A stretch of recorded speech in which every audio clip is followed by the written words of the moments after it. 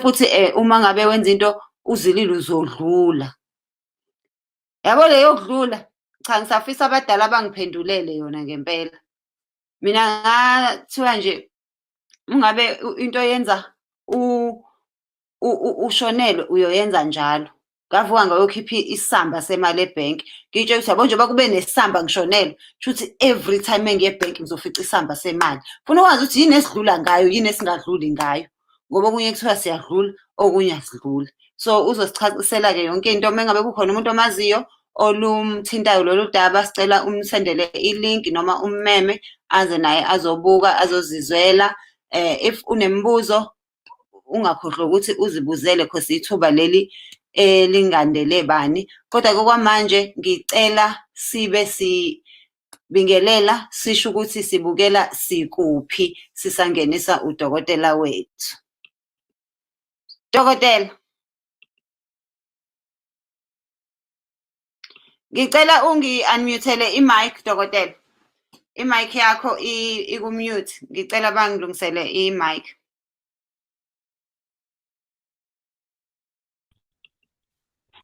Yebo, nazo-ke. Sawubona. Siyabingelela siyabingelela bonke abathandi bohlelo lwethu kuphi nakuphi la abasibona khona. Ku-Monday wamaqiniso, ku-Monday weyimangaliso. Siyaphinda futhi ukusho ukuthi sikhona namhlanje sizobheka indaba yenzila, okungukuthi-ke uhlelo lolu esifise kakhulu ukuthi njengoba kuyinyanga enkulu kangaka yethu thina abantu, inyanga yabantu abansundu, inyanga yakaZulu, inyanga yamagugu ethu, sikhulume ngezinto zethu esizenzayo thina ngokobuZulu. Ingakho ngithi angibingelele kubo bonke ababona le video nabanathi kumanje esizoxoxa nabo lolu daba oluthinta ukwembatha inzila, ukuzihlonipha, okuyinto-ke leyo esemqoka nento esikhule vele kuyinto eyenziwayo namanje isenziwa. Sizokhuluma ngento ey'ningi ey'thinta yona inzila, ukuzela ingane sokhuluma ngakho, ukuzela ingodoso sokhuluma ngakho, ukuzila komndeni wonke sokhuluma ngakho, ukuzila komama oshadile sizokhuluma ngakho, ukuzila kababa oshadile sizokhuluma ngakho, ngoba sifuna ukubuyisela ubuntu kubantu futhi sifuna ukubuyisela isiZulu kubantu, ukuthi abantu babe naso isiZulu, babe nawo futhi indlela yokwenza isintu, ngoba iningi lethu sesibalekela isintu. So ngale nyanga siyathanda ukuthi bonke abantu sibabuyisele esintwini, ngoba ukhona ozothi angizilanga, angizelwanga, noma angisibona ngesidingo sokuthi kumele bangizile. Ukungazili kwenza ini? Ukungazili ububi bakho ikuphi? Ukungazili ubuhle bakho ikuphi? Yizo zonke izinto lezo esizokhuluma ngazo, ukuthi wonke umuntu ahlale azi ukuthi kahle kahle kwenzakalani, kahle kahle yini okumele ayiqaphele uma khona oshonile, yini okumele ayiqaphele uma kuthiwa ushonelwe isihlobo sakhe. Hayi, wayichaza kahle, wayicacisa, wayibeka kahle. Mina nje engifisa ukwazi ukuthi kubalulekile noma kuyimpoqo ukuthi umuntu meshonelwe azile, nanokuthi ubani ozilela bani ekhaya. Ngicabanga ukuthi-ke izongena kahle-ke manje uma siqala ngobaba nomama. Singakafiki kubaba nakumama, sizoqala emumva kwakukanje. Kwakuney'khathi zempi, iy'khathi zempi kwakuphuma amadoda endawo ahambe aye empini, impi yemkhonto, impi yamabutho. La madoda mehambile aye empini asuke eyolwela isizwe noma ayolelwa isigodi senkosi ethile, uma befika ngaleyana bengabuyi empini, kube khona ababuyayo, babe ngcwatshelwa khona lapho ngoba zazingekho izinto zokubathwala ukuthi babuyiselwe kuphi emuva. Kwakuthi nje hayi ubaba wakabanisela empini, ubaba wakabanisela empini, bengcwatshelwe lapho. Emva kalokho bese kubuya laba abaphunyukile sebeye ekhaya, befika ekhaya bebika ukuthi hayi asaphelele ibutho ebesambe nalo, kusele bani nobani nobani. Bese-ke kuthathwa lowo muntu lowo noma umfazi lowo, unkosikazi lowo, bese-ke egqokiswa into eyayenziwa ngesikhumba, ifakwe la entanyeni, okukhombisayo ukuthi uhanjelwe umyeni, uhanjelwe umkhwenyana wakhe. Bese kuba ukuthi-ke okwesibili, lento ithe isiyenzeka sekukhona izimpi zesibhamu, sekukhona amasosha, kwaphinda futhi nakhona kwaqhubeka lapho ukuthi uma amasosha akade ehambile eyolwa impi, kwawukuthi akhona asala empini, akhona angabuyi. Ngale kwalento efakela entanyeni ila khona okwavela khona-ke lezi ngubo ezimnyama. Ngithanda ukuthi-ke ongilalele akhumbule ukuthi angakafiki ekuchazeni inzila, kodwa ngisesekuqaleni ukuthi kwakwenzeka kanjani. Unumber 1 wami uthi kwakuyisintu, kusaliwa ngamahawu, mabebuya bezobika kube khona into esikwayo ifakwe yilo mama osuke eshonile ngoba zazingekho izingubo, kwakubhincwa. Kodwa ikhona into eyayiba umgexo, njengoba sazi ukuthi intombazane miyoqoma kuye kuthiwa ena iyokhipha ini ucu, ithatha ucu layo ilifake ucu lokuqoma lwaluba nendlela yakhona. Kodwa nalesi sikhumba sokuzila sasiba nendlela yakhona okukhonjiswa ngaso ukuthi lo muntu uzilile. Kuzoba ilaba sekungena amasosha, sekukhona abelungu, sezikhona iy'ngubo sebewile empini, kube khona izingubo abathungelwa zona ukuthi lezi ngubo kube yizo ezizogqokwa, okukhombisayo ukuthi laba bashonelwe noma lona ushonelwe. Ngilapho manje, right? Ukuzila kuyini? Isihloko sethu sanamhlanje, ukuzila kuyini? Indlela okwakwenziwa ngayo kudala, isizathu esasenza ukuthi kuzilwe yilesi. Uma umuntu uhlala naye, nihlezi naye la ekhaya, number 2 niganene, isintu sithi-ke ukuganana kuchaza ukuthi ninyamanye. Ukushona komuntu onyamanye naye kuchaza ukuthi wena uqephukelwe yingxenye yempilo yakho. Ubuhlungu obuzwayo bukhulu. Number 2, nalona ohambile naye uzubuhlungu ngesingaye, futhi uhlala kuwe yena, akasuki kuwe. Kuneyikhathi noma kunezinto ezenziwa kuwe ukuze lo muntu obuhlezi naye akwazi ukusuka kuwe. Bese kuba ukuthi ukufa noma ukufelwa kwaZulu kwakuyinto eyayishwameka, kwakuyinto eyayingajwayelekile, futhi ukufa kwakuhlonishwa ngoba ithunzi lomuntu ongasekho liyathathelana, liyahamba kalula. Agcina umuntu eseba namashwa, agcina umuntu eseba namabhadi, agcina umuntu esengalungelwa yilutho, kanti usondelane nomuntu oshonelwe.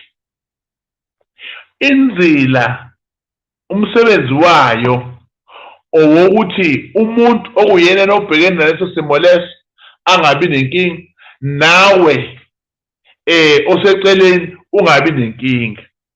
Uma kuthiwa umuntu akazile bese efakwa into ethize ekhombisayo ukuthi uzilile, lokho kwenzela ukuthi yena uqobo angabe esedlula. Umuntu ozilile uhlala yedwa ecansini, akahlale namuntu, ngoba kunenkolelo yokuthi unaleli thunzi okufelwa. Number 2, akadleli esitsheni esidlela nombani. Number 3, ngisho inkomishi yakhe aphuza ngayo itiye noma iglasi yamanzi akusetshenziswa unoma ubani, kusetshenziswa uye kuphela.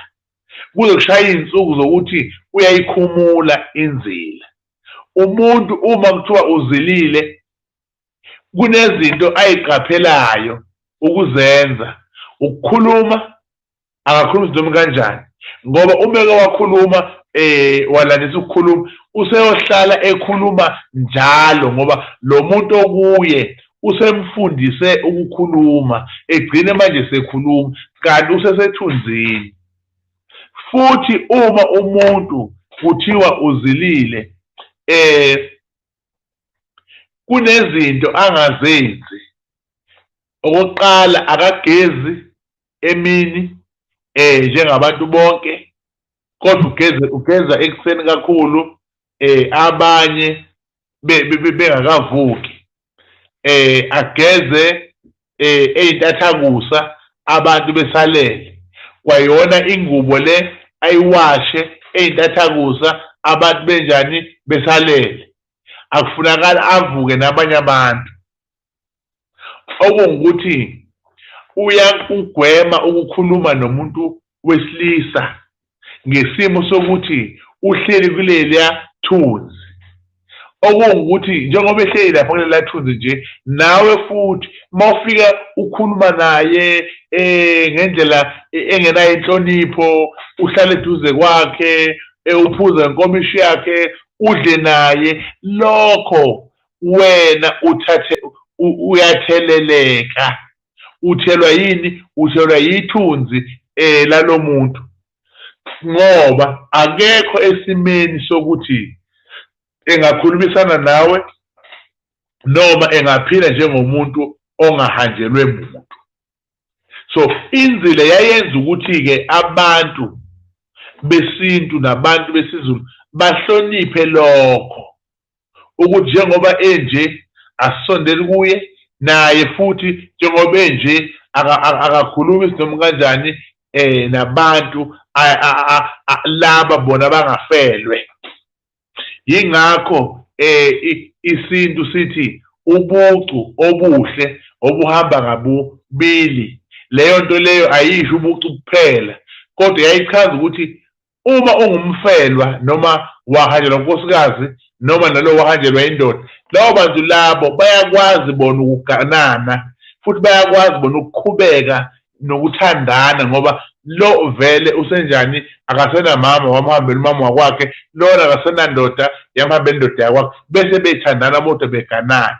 Ngokwesintu kwakuyihlazo ukuthi umane uthanda nomuntu osekwahanjelwa umyeni wena ungakaze wahanjelwa. Kwakuba yihlazo elikhulu, kwakuba yichilo elikhulu. Nomuntu okuthiwa uhanjelwe umyeni emndenini bese kuthiwa akangenwe abanye bobhuti bala ekhaya, akangenwa umuntu ongakaze ashadelwe, ongakaze agadwe. Kufunekala umuntu owake washadelwa noganiwe bese eyamngena. Futhi nakhona kunamasiko enziwayo kuye lowo muntu lowo ukuze angene. Bese kuba khona isintu esithi uma uzohlala unyaka wonke uze indoda yakho, awukwazi ukuthi masungena esigabeni sokuthi usuyaqoma umane ukhetha umuntu ozomqoma, ngoba loya muntu omkhethayo umfaka ithunzi. Number 2, bazolwa nalo.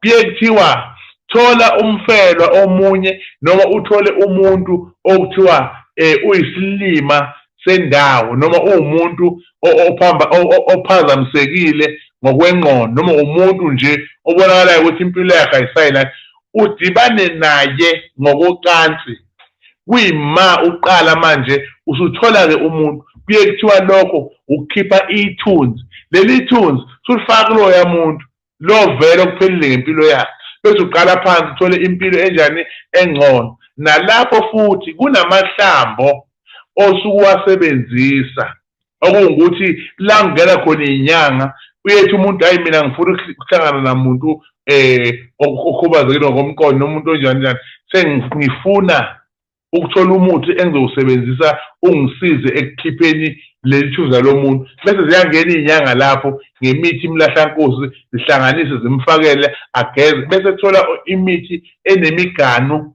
akwazi ukuthola umuntu abazoganana naye. Isintu leso. Bese sithi isintu uma uzilile wena uzila umyeni wakho awuzili njengey'ngane zakho, izingane ziyazila ungabe inyanga ey'mbili noma mhlampe inyanga ey'ntathu, kuya ngemindeni.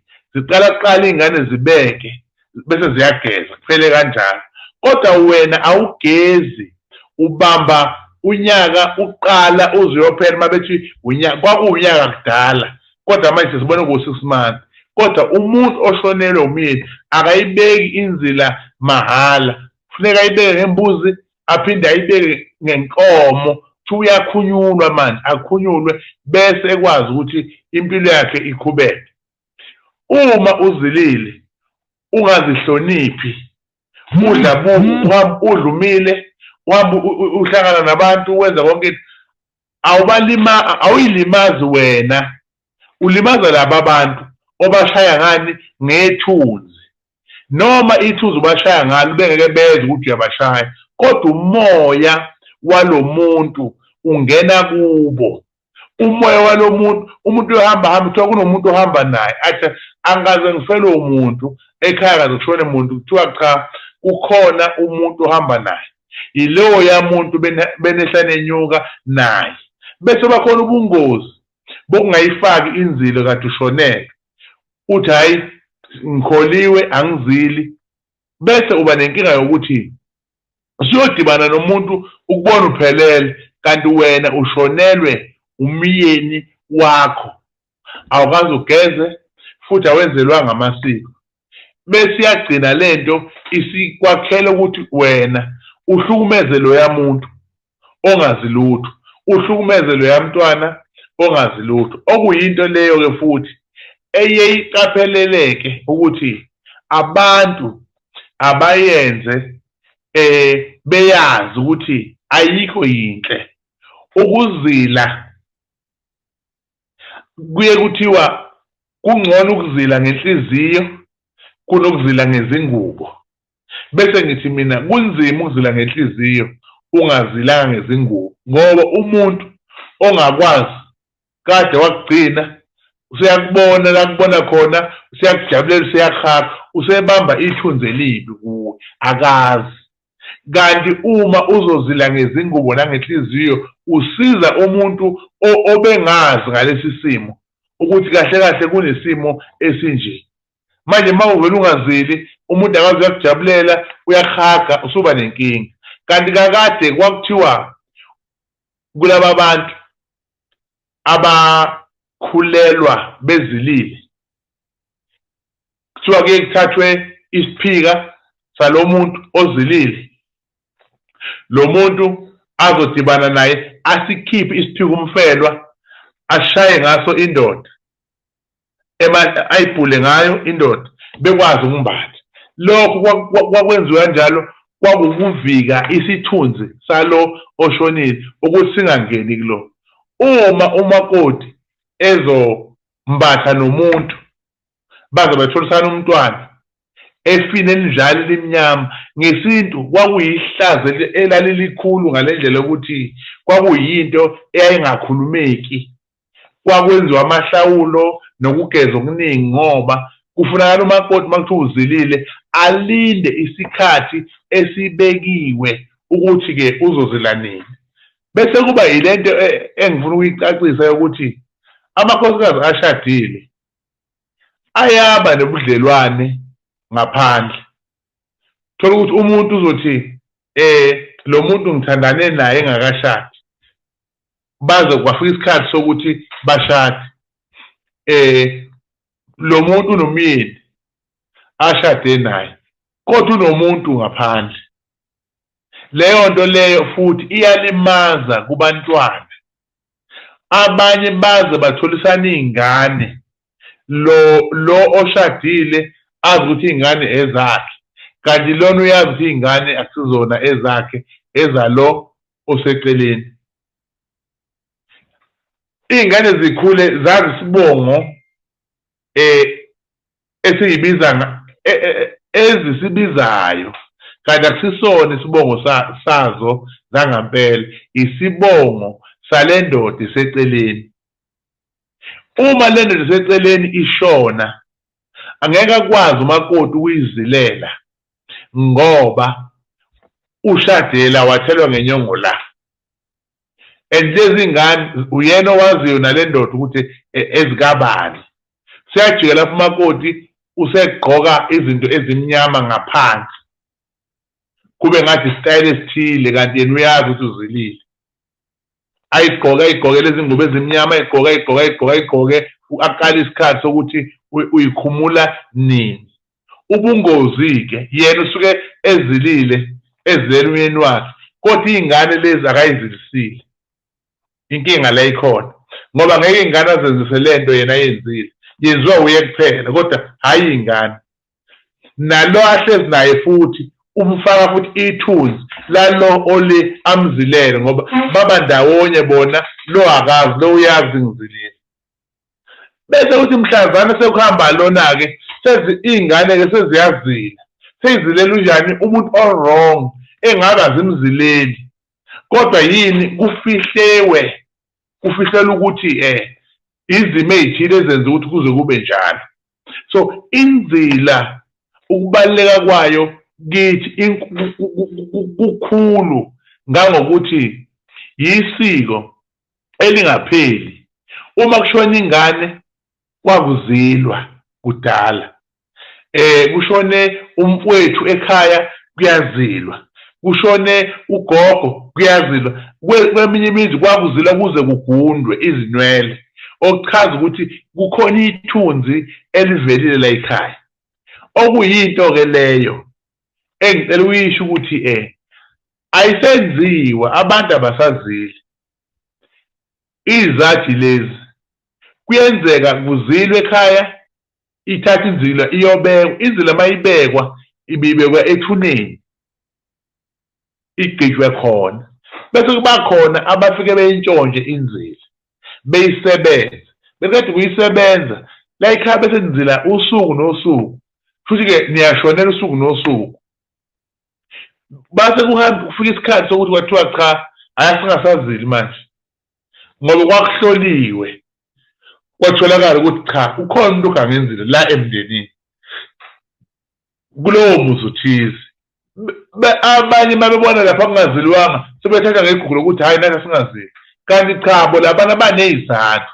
Bese kuba inkonzo, kuney'nkonzo ezithi ma usindisiwe awuzili, ma ukholwa awuzili.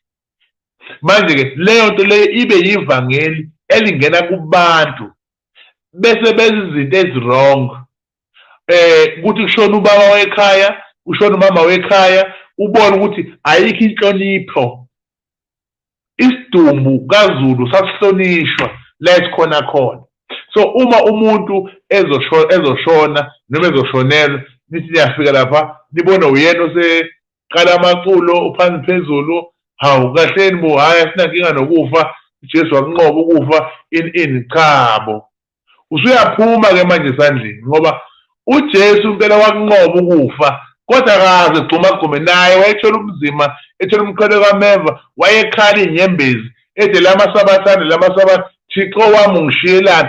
Lithi uthi umhlabeleli wakithi weza ubunzima ngaphansi kampostoli uPilato owageza izandla ukuthi lokhu manje usize manje ukubambile, uyadinga abantu abazokuseka, hhayi ukuthi kube wuwe obhizo oyalela abantu indlela ezakwakho phansi kwetshalo, hayi nihambani kanjena jikani ngapha ningiphatheleni kodwa bakwethu, hayi bo bakwethu akwenziwa lokho. Kuba njani uyathoba.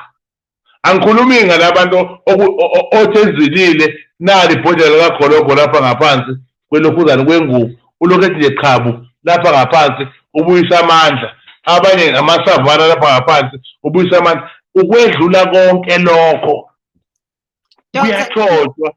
Cela ukukuphazamisa laba isidala ukufaka amasavana sesifaka ugologo ebhotini siphuze ngathi siphuza itiye. Cela ukuthiphisa nje abanye abasazohlala etshanini ukuthi oDr Mnguni ukuze bangakujaji faka into zakhe ezimnandi ebhotini uphuze ngathi uphuza itiye uphume. Ngiyabonga kuleyo ndawo.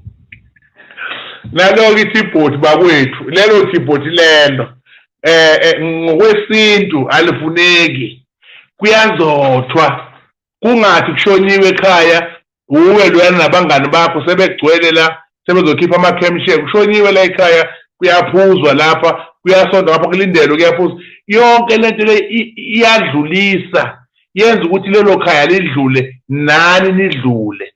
Isintu sithi ukufa kuyahlonishwa kufana nokuzalwa komntwana. Umntwana mezelwe ekhaya akungenzi noma kanjani endlini la ekhona, nonina akahambi noma kanjani nezinto ayisebenzisayo ngoba kuhlonishwa ukuzalwa komntwana. Ngiyacela ukuthi ngisho ukuthi uma umuntu eshonile kunamasiko alandelwayo nangokweBhayibheli. Ikhona incwadi ekhuluma ngakho ukufa komuntu ukuthi ungongcolile makuthiwa kukhona ofile noma kukhona ohambile phakathi kwekhaya. Ngesintu nje umuntu akafi uyashona makukhona oshonile.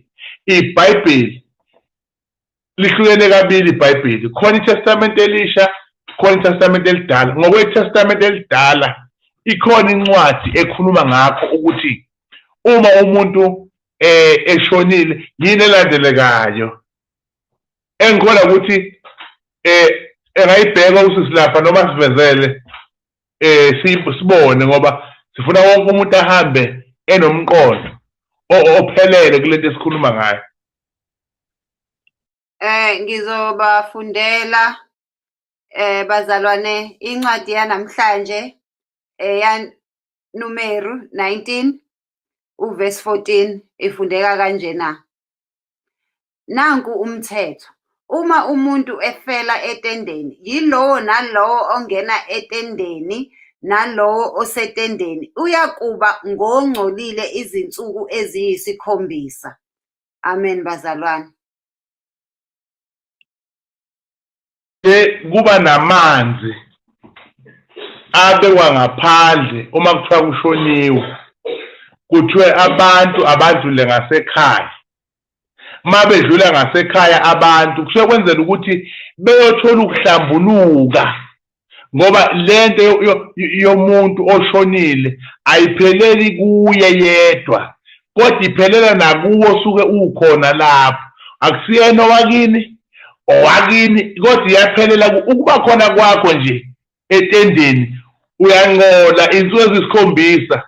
Ngamanye amazwi uma uzobuya emngcwabeni u7 days usuhlangana nabantu abathile njalo njalo usubathelela ngethunzi lalapha esifeni. Yingakho ubone ukuthi makade kunomcimbi kuthiwa makade kunomngcwabo kuthiwa abantu abadlula ngasekhaya nanka amanzi. La manzi asuke efakwe umswane, afakwe imali emhlophe, afakwa ngisho ilokhuzana imsuzwane, kuthiwa abantu abahlamba izandla ngoba kwenzela lona ukuthi leli thuzi lingabi khona. Isintu leso engikhuluma ngaso ngokuqondisa abantu ukuthi sebemane bengena abantu emngcwabeni eyaphuma lapha emathuneni akasayi kuyohlamba useyaphutha meeting ethile. Laba abantu sebangama ngethunzi, hayi ngiphuthume emndenini njalo njalo. Nasekhaya omunye uyangena akagezi, kanti kudala kwakubeka umlotha uma ubuya emngcwabeni uthi uqala uthinta umlotha bese uthinta iy'ngane amadlebe uyithinta ekhanda bese uyangena uthole lento ekuthiwa umanyanzini noma yihlambu ubhavu ususa ithunzi awulingenisi lapha ekhaya. Noma ngabe ubani ofile noma ngabe ubani ohambile ubani oshonile, kodwa ithunzi uyaligwema ngoba ithunzi lomuntu ongasekho aliphumi kalula. Ukhona nje omunye uthola ukuthi kade semngcwabeni abuyelale engasagezanga senangamanzi odwa lapho. Lelo thunzi lelo sesihlala la ekhaya. Right, lento esikhuluma ngayo iyenza ukuthi ungalungelwa yilutho la uhamba khona. Sike sakhuluma kudala ngamathunzi ey'ntaba. Wayemngcwabeni womuntu ongesenowakini wangalandela isiko lokugeza nangokunamathela. Omunye uyashona engenankosikazi, uyashona engakazaganwe. Mayefika lapha elokhu emngcwabeni kuthiwa-ke ayike siyacela-ke ndoda uhambe ungenankosikazi ungabi idlozi elibi, sicela ukuthi ukhethe lapha nazi intombi. Khetha intombi lapho kuzoba umfazi wakho. Avela kunamathele ubona intombazane yakho loya muzi ayikonywa, ayiqomi, ayishelwa, ayinalutho. Yananyathelwa yindoda yayingcwathi ingenamfazi. Ekugcineni mayisifika lapho ayisahlambanga yona yahamba. Abanye bangena vele sebephuthuma sebejayisa unelo ngaqedwa nje sebehamba abasahlambanga usenamatheliwe. Omunye ubhuti kushona intombazane la ebingenamuntu kuthiwa bungenayo inhlanhla yabakhwenyana zibhekele umkhwenyana avela amthole umkhwenyana. Ngokungahlambi kwakho usunomfazi ozovimba ukuthi manje makumele umuntu alwe ugcina ungaganiwe. Kuthiwa isilwane kuthakathana imindeni kuqatshwane ekhaya kuthiwa ubani wathakathwa, kanti awuthakathiwe. Ungalandeli amasiko ani esiZulu. Ngiyacela futhi ukuchaza ukuthi kuyenzeka ube neminyaka ewu-22 ngiyalinganisa uvela ulotsholo bese usuna 25 24 uNkulunkulu amthatha umkhwenyana besuka abantu bala ekhaya bekubiza ngomfelokazi ukuthi awusiyeka nomfelokazi. Le ngane siwumfelokazi ube neminyaka elako-30 ube neminyaka elako-40 umfelokazi wafelwa indoda. Noma uthi wenzani kuthiwa wafelwa indoda, into yenza kuthiwa wafelwa indoda. Isintu asikuvumi lokho. Uma uthi umkhwenyana wahamba emhlabeni wamhlonipha wazila waqeda ukuzila bese ubheka umuntu. Kwabanye kuye kuthathwe ngisho imbuzi uyocela ukuthi baba kabani sengikwenze konke, ngicela manje ukuthi nami unginike umuntu ozomhlekisa. Right, uzomthola umuntu ozomhlekisa kodwa ngokwesiko. Siyamthola umuntu ngokwesiko. Abanye bethi cha la ekhaya umuntu uyangenwa. Ngeke uzale ingane zangaphandle la ekhaya ngoba wathela kanye ngumfazi la ekhaya. Bese kuthiwa-ke akwenziwa amasiko-ke ubani ozomngena. Beza abantu bala ekhaya bonke kuthiwa sicela nize nizophuma umakoti izipho. Useyahlala kumakoti, useyabheka izipho, ziyangena izipho, uyabuka seyabona ukuthi ubani omnikeza isipho esihle nesikhulu sekhetha lapho. Uthathi mekwasithatha isipho lesi wasigona suyabona umndeni ukuthi nangu umuntu okuyena ozobheka umakoti. Isintu leso. So abantu isintu sebavele basiyeka khona umakoti uthi uvela ayikhethele ngifuna ubhuti ubani nje mina. Kuthiwa cha awukwazi uyikhethela ukuthi ufuna ubhuti bani cha, ngoba omunye uyikhethela nje ukuthi bebevele bejola indoda isakhona agcine sethi hayi ubaba wathi mehamba nje umfowabo ubani ufuneka ambheke. Kuthiwa cha akwenziwa kanjalo. Senza isiko nesintu. Okunye-ke amasiko maningi. Dokotela, mekuwukuthi kushone umfowabo kushone umkhonyana kadadewethu noma umkhonyana womngane wami, ngiyakwazi ukucela ukumngena ngithi awubakithi uSibari nje ngiyigadele yena awusise ngasekho emhlabeni ngihambe koyingenela uSibari noma abeni besilisa kuphela bakhetha ngathi siyarojwa thina. Cha ngokwesintu niyarojwa impela. Ngokwesintu nje anikwazi phela ngoba nina njengembokodo isiZulu sithi aninalo uthando, kodwa abantu abanothando yitshe. Ninuthando niyalumukela bese nikholwa ngezenzo ukuthi luba khona bese liyakheka nakunina. Ingakho-ke endulo kwakuyihlazo ukuthi intombazane itshele umuntu wesilisa ukuthi iyamthanda. Wayebaleka ebalekela ukuthi nanga umuntu kwangathi inhlamba bethi ngiyekuthanda kuye wathi nje hawu ihlazo naleyo ntombazane ibonakala sengathi ayinasimilo endulo. Manje-ke ingakho kwakunzima ukuthi abantu besifazane bekwazi ukuyikhethela umuntu abazomngena, ngoba lento ithi akuqale ekukhulumeni uthando owesifazane lungene lwakheke egcine sethanda. Ingakho kukhona le ndlela okuthiwa ukweshela, ukuthi hayi ngiyekuthanda-ke ubeke agcine naye esekuthanda, kodwa usuke engakuthandi vele wena usuke umthande kuqala. Ingakho kunaleyo ndlela leyo. Ngiyacela futhi ukuthi uveze futhi laphana u9 okhuluma ngomfelokazi ukuthi-ke labantu babiza abafelokazi niyabathuka. Onjani umuntu obizwa ngomfelokazi? Ngoba igama lithi umfelokazi nje lisho inhlamba. Bazalwane, sizofunda lapha incwadi kaTimothewu wesihlanu ivesi lesishagalolunye. Ifundeka kanjena: makangafakwa esibalweni umfelokazi uma engaphansi kweminyaka engama-60 owayengumfazi wendoda inye. Kusho under 60 akayena umfelokazi, angafakwa nabafelokazi. Kusho iBhayibheli bakithi nali ilokhuza. Ngicela niwabhale phansi lamavesi nifike niyifundele nani. Siyabonga dokotela.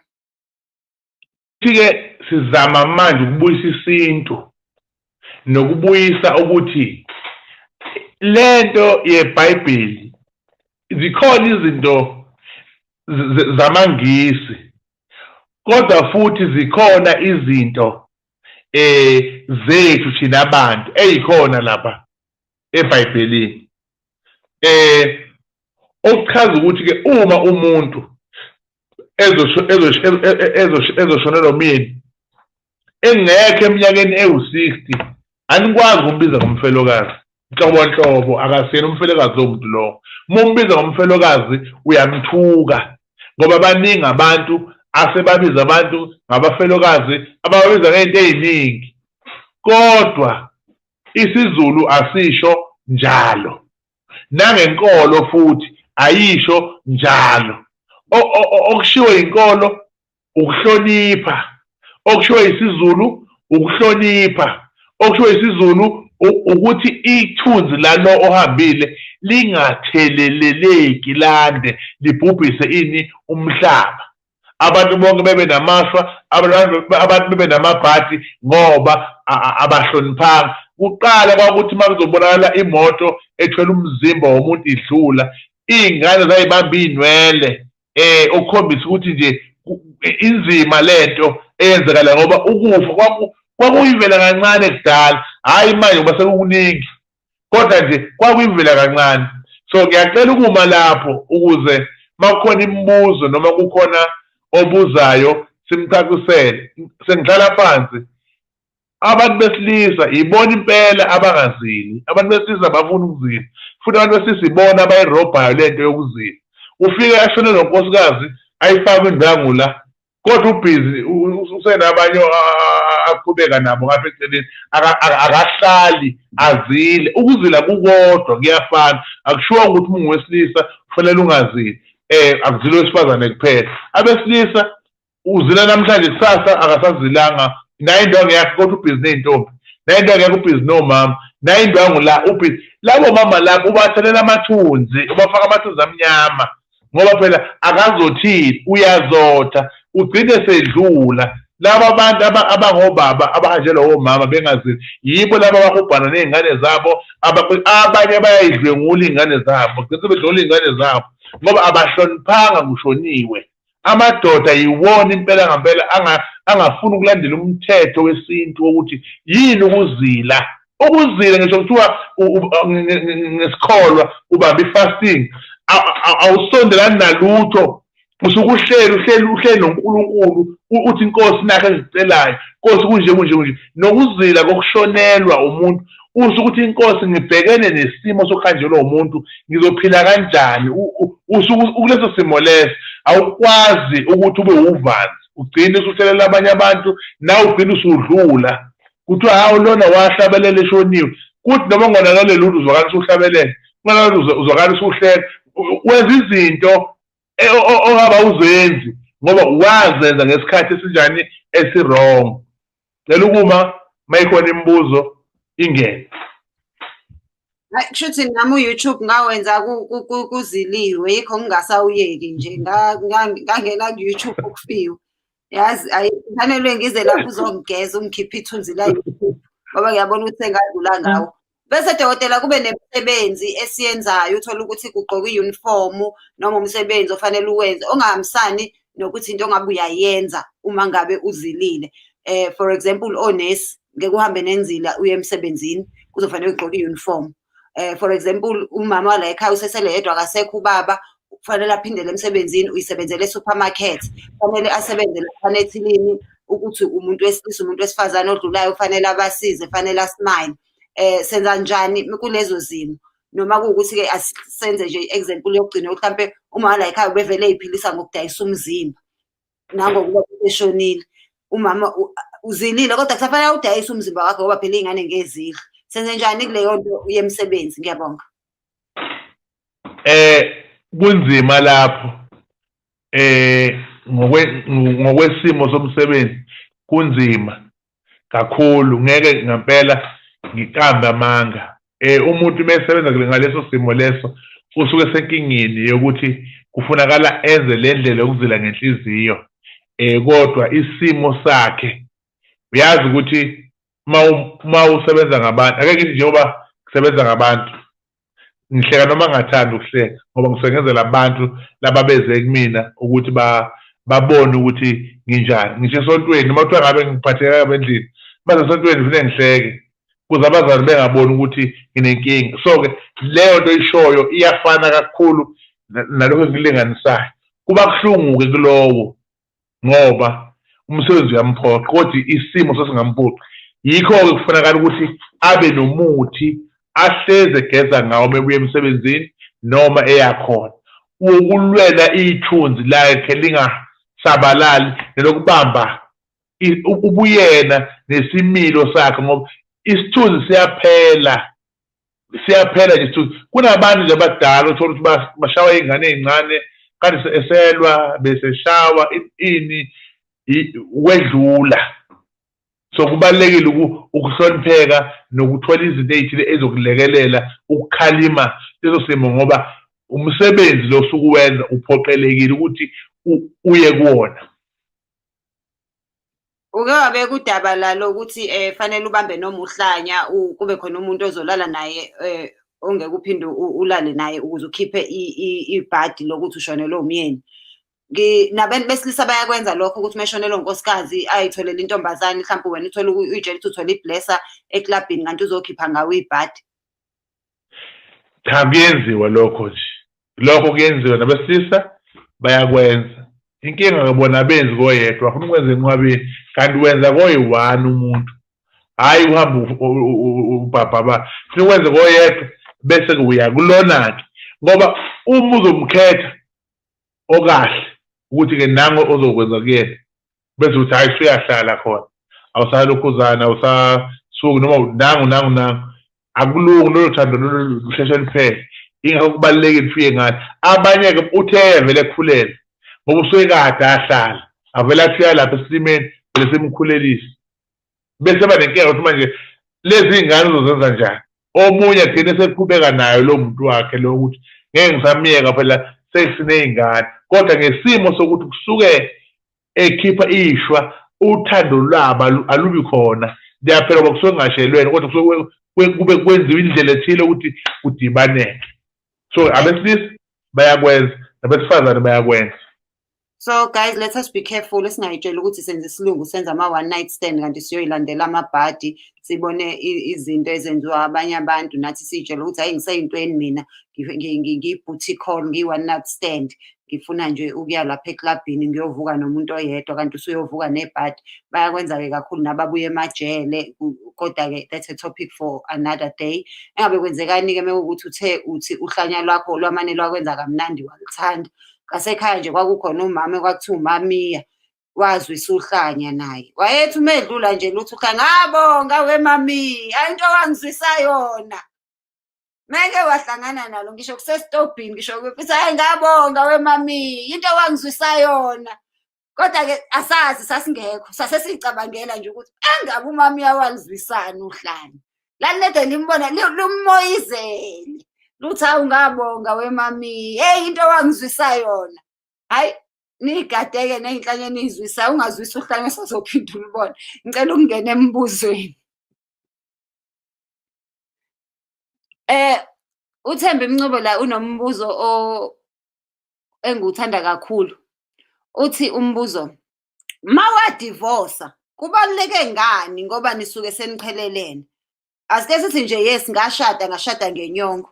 Kwafika la ekutheni-ke asisazwani nobaba, sadivosa. Sina 4 years sidivosile. Siyayibona lezi zinto-ke zihlale zenzeka.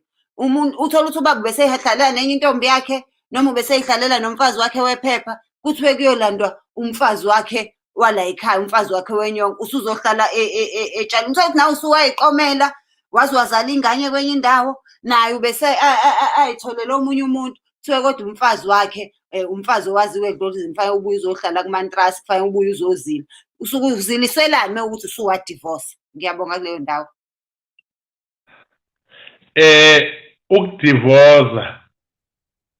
Ukudivoza lokhu akusikhona kwakaZulu. Lo mbuzo omuhle impela. Ukudivoza akusikhona kwakaZulu. Ukudivoza kufike nabelungu. Umfazi ngokwesintu akaxoshwa ekhaya. Umfazi ngisho engathola iy'ngane zaleya ndoda, umfazi ngisho engathola engenzani, ukhishwa ngaphandle akhelwe umuzi lapha, wena ndoda ugana omunye umfazi kodwa yona behlezi lapha. Ngesintu umfazi akaxoshwa futhi umfazi akathuthi imithwalo akabiyeli, kuyihlazo lokho. Yingakho umfazi bethi mezogana athelwe ngenyongo, kuphucwe iy'nwele, emva kokho useyofela la ekhaya. Into edala ukuthi-ke kuthiwe akakwazi ukuthi angayizile indoda yakhe wayithela ngenyongo, ingoba idlozi alidivozi idlozi. Into edivozayo ilo mshado wamaphepha odatshulwayo. So-ke uma kuthiwa-ke hamba uyolandwa, usuke usuzobuya uzoqhubeka naleya nkonzo yakho wayenza, ngoba abanye badivoza bese befuna ukufaka manje. Alright, ngicela ninginike nje 5 minutes ngingene la emoyeni, ngizobuyela kunina manje. Ngiyakhuleka. Yebo, siyabonga kakhulu guys. As you know ukuthi uDr Mnguni ubuye aye kuKhozi FM ayokwenza khona i-show. Uzokwenza nje u5 minutes just ukunika abaphulaphuli i-advice, and then he will be right back with us. Ngiyayibona imibuzo iyangena. I could easily, but I don't think that will be fair because sisolahlekelwa imibuzo. Bengizothi ngizoyivala le stream ngithi asibuye again, sibuye sizoqhubeka. But if senza njalo sizolahlekelwa into emnandi kabi, sizolahlekelwa i-stream lesi, kanti asifuni ukuthi sisilahlekele, especially because imibuzo isingenile and imibuzo yakhona hayi imnandi kakhulu nje, angifuni ukuthi isiphuthe. Ngabe ngiyanifundisa-ke nami manje, angazi ngempela yini enginganifundisa yona njengoba nami ngiyibhedela nginjena. Ngicabange nje yimaphi kuhamba mangeke ngamqambela wona.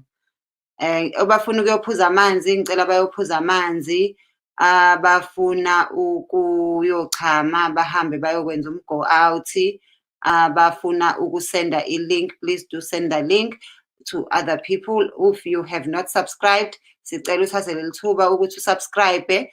Umahala subscribe button is 100% free ukupressa. Ngiyazi ukuthi abanye sididwa indaba yokubona usubscribe bese sithi hey kusho ukuthi kuyakhokhwa la kumahhala ukusubscribe ku-YouTube, but kuyasisiza thina kakhulu because if sinama-subscriber amaningi siyakwazi ukuthi ama-companies lawa advertiser nje ukubona ukuthi uyabuka kudlala i-advert, iyona ndlela esenza ngayo imali ku-YouTube. So the more subscribers esiba nawo, the more people ababuka ama-video ethu, the more ama-companies esi-trust akwazi ukuthi abeke ama-advert ey'ntweni zethu. Ingakho nginigqugquzela ukuthi uma ubuka i-advert ungayijombi, uzame ukuthi uyibuke. Amanye-ke made kakhulu, ungajomba nje kulawa amade bandla, kodwa kube khona nje noma ubuke noma iminithi, ngoba iyona ndlela nathi esithola ukuthi sithole ngawo amasenti okuthengela iy'ngane izinkwa nokuthenga i-airtime yokuthi sikwazi ukuqhubeka senze amavidiyo ku-YouTube. Siyazi ukuthi idatha iyabiza kakhulu.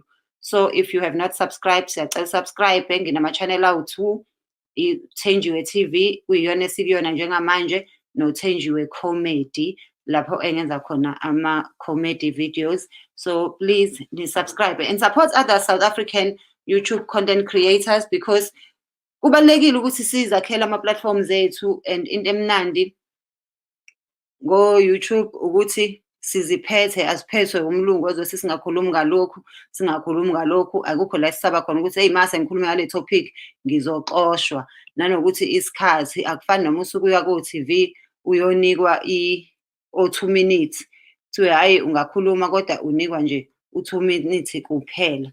So please ngicela sigqugquzelane ngokuthi zibuye emasisweni, siyithathe into yethu, sizazi ukuthi siyini esiyenzayo, suke siyenzelani, sifundise nabantwana bethu, because a lot of us abazali bethu abazange basifundise, besibona nje izinto zenziwa kodwa bengachazi ukuthi zenziwelani. So sibambe kanjalo. Awuthi nje nginidlalele kancane umculo wakaZulu nginikhumbuze ukuthi ngiyobani. I hope i-volume yakhona i-right.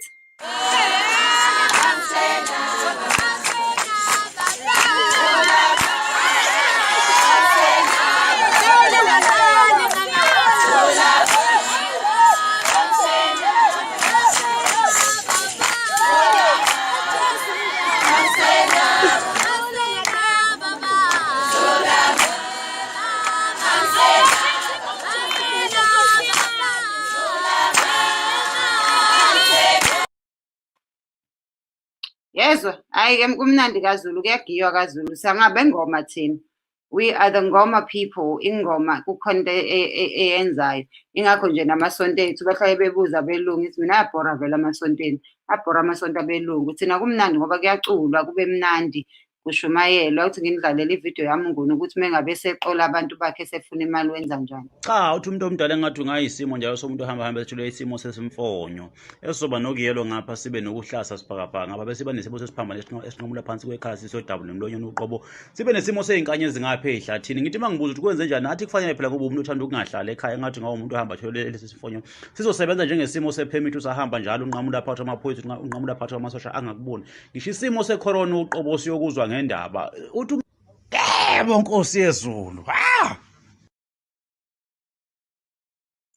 I do hope ukuthi sisawafaka ama-maski, sisayifaka iy'mfonyo zethu, and we're still keeping safe, because hey guys, izinto zishintshile, sikuma-level a-better, but okusalayo i-COVID-19 is still with us. I-COVID-19 esakhona. So let us make sure ukuthi we continue ukuthi sifake ama-mask, we continue ukuthi sibe safe la esiya khona, because ikhona i-COVID-19. Tomorrow I'll do no, not tomorrow. Tomorrow is my birthday.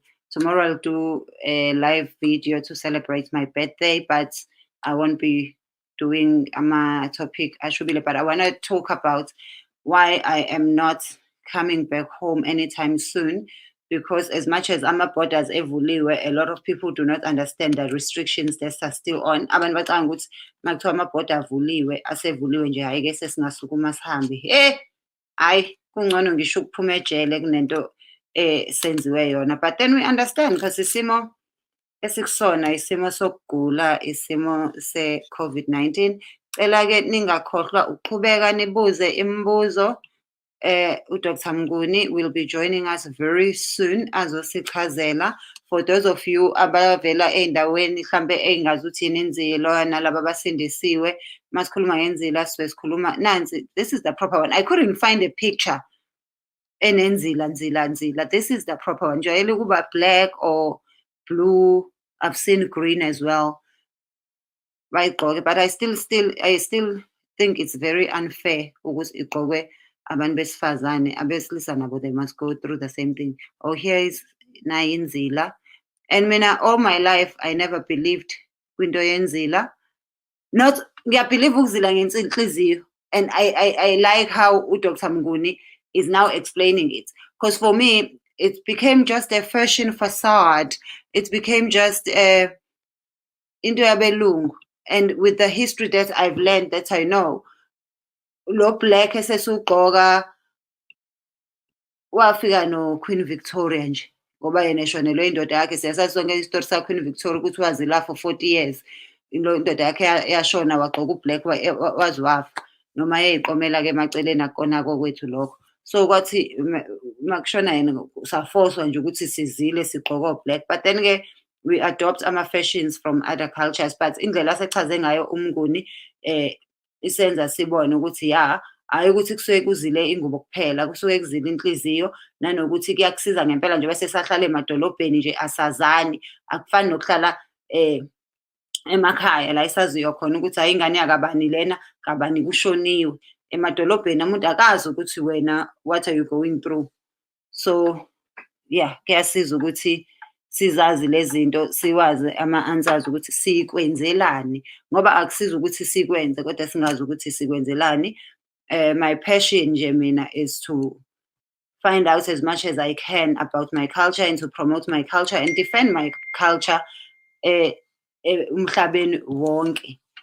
Just give me a second, please. I just need to answer this message. Yeah, Dr. Mnguni useqedile usezobuya. So those of you who had to go and get water, go and get anything, you can come back now. We are ready. The doctor will be with us in the next minutes. And also please do subscribe to each channel at Dr. Mnguni. Dr. Mnguni khona naye la ku YouTube, because ezinye izinto asikwazi kuyicover zonke kule channel. So he does post ama-videos on Fridays.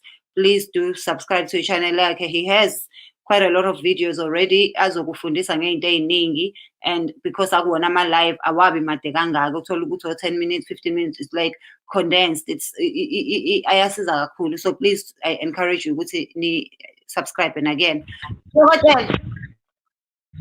Awu, sengibuyile. Awu ngiyakhuluma, ngikhulumisa.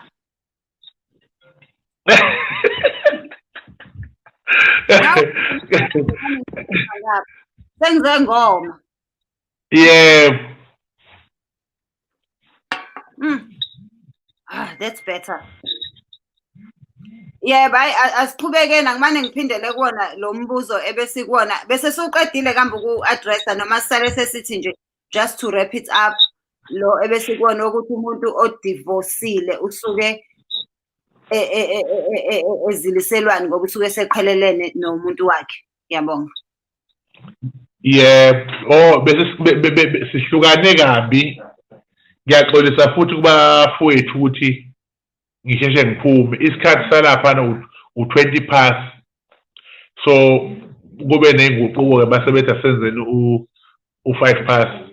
So ngiyacela ukuthi ngichaze la ukuthi into edala ukuthi umuntu kuthiwa akabuye ingoba idlozi alidivorce. Ufazi mekwangena wazogana, wangena wazoshada, uyebiwe ngembuzi, aphinda athelwe ngenyongo, aphinda agundwe ngisho izinwele, ochaza ukuthi ke alidivorce idlozi. Noma ungahamba uyephi uyabuya uzozilela ubani umyeni wakho. Isintu leso. Isilungu salomshado khona wokubhala awunankinga lona, mangidivorceile awunankinga. Kodwa isintu sithi qala edlozini, uma futhi uphetha edlozini. Yingakho kunjalo ke. Hayi ngoba kuyini, yingakho kunjalo. Cela ukubuza ke mina ukuthi mekuwukuthi ke nakho umuntu ngishadile naye kodwa sibhalile kuphela, kazange ngilobole noma wayengilobolile ngalokho okuncane wayekuboleke kumina vele akaze ngithelwe ngenyongo, ngiyamzilela yini naye?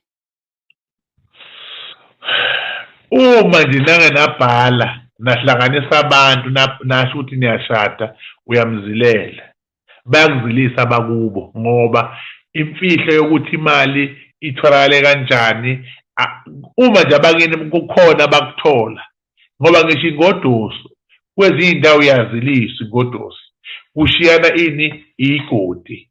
So isimo leso okuya ngokuthi umndeni ukhuluma kanjani. Bakhona abathi cha ingane yethu ayithelwa ngenyongo ngeke izizile, noma hhayi uzozila iy'nyanga ey'ntathu, hhayi noma uzozila 6 months.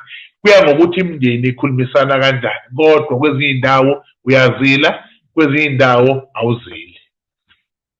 Kahle ngase bayomlanda umakoti bamfice esayimithiselwa omunye umuntu eGoli, ngibona ukuthi bayomzilisa yini ey'qhubela isisu sakwenye indawo.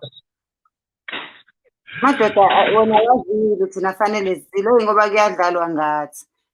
Isoka mekuthi isoka lami bese ngihlale nalo 20 years kodwa sikaze sishada sikaze sibhale. Isoka lami siney'ngane besiphila kahle ukuthi nje angene uMesisi. Ngiyamzilela yini? Awuyena uMesisi niney'ngane akaze khiphe lutho. Eyi ngesizulu akuzwakali kahle makuzulisa umuntu ongakhishelwanga lutho. Akwenziwa nhlobo kodwa wena kuyahlonipha. Yikho phela ubona abanye bembathi iy'khafu kanje, usuke ebamba leso sizotha sokuthi uhanjelwe umuntu kodwa ubengamkhokheli, kodwa behlezi naye sonke leso sikhathi. Yingakho ukubona kuney'khafu ezizibe khona basuke benzela lokho. Hayi kuningeleni la ngiyafisa sike sikhulume ngongeno ngoba ama-questions esenginawo amayelana nongeno. Ngiyafisa sike siyenze i-topic yongeno ukuthi kungenana kanjani yonke leyo nto. Umkhabela uthi ngiyanibingelela thina ku-doctor, ngisejozini ngisendumo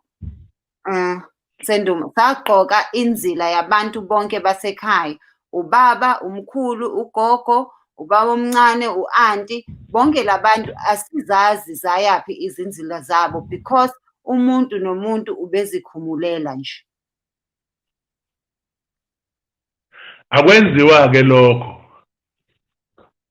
akwenziwa lokho, awuyikhumuleli inzila, naba wrong nje kakhulu. Inzila niyahlangana futhi ayihlanganiswe inzila engathi iy'thebe kuthiwa sobenzela umsebenzi sobapha kanye kanye, kubulawa iy'nkomo eziwu-4 kuthiwa sibenzela bonke. Cha, kwenziwa njalo. Inzila nje lo omehambile niyamgeza, lo omehambile inzila yakhe inendlela ekhulunywa ngayo, nomunye ngokunjalo. Kuyothi uma kushona omunye imzila naye ngokunjalo, hhayi ukuthi nimane nje nithi sogumula isikanye, akwenziwa njalo. Futhi nokuthi umane uthatha inzila uhambe uyoyibekela noba nambe uyoyibekela, lokho kuyichilo, akwenziwa, kwaba wrong, kwangamele benze kanjalo. Kuzothatha isikhathi ukuthi labantwana belungelwe izinto, kuzothatha isikhathi ngoba kumele beyilungise lento, kumele beyishweleze, benza wrong. And baningi abantu asebebafakele uphoyizini. Uyazi ukuthi lento ebesibhekene nayo ye-COVID ibiveza iy'thombe zamathunzi ukuthi ithunzi liyathathelana. Yingakho bekufunakala ukuthi uma uhamba ufake into ethile enza ukuthi noma uthi unokugula okunjani kungangeni komunye, naye futhi engakutheleli. Nethunzi linjalo, akufunakali ithunzi uma kuthi unalo wena bese ufuna ukuthelela abanye abantu. Ku-wrong lokho. Omunye umuntu athwala ubunzima ngenxa yakho, ku-wrong lokho. Omunye eze kuwe nje azi ukuthi uzokuthela ngebhadi, ethi ibhadi izokukhiphela usibani bani. Ku-wrong lokho. Uyafana nombulali, usuyofaka ibhadi lakho kuloya mntwana ongazi lutho. Nani futhi ningayihloniphi inzilo, nilimaza abantu abangazi lutho ngongahloniphi ini ukuzila nomthetho wakhona. Nangendlela yokukhumula inzilo iyalandelwa, ayimane iyekwe noma kanjani.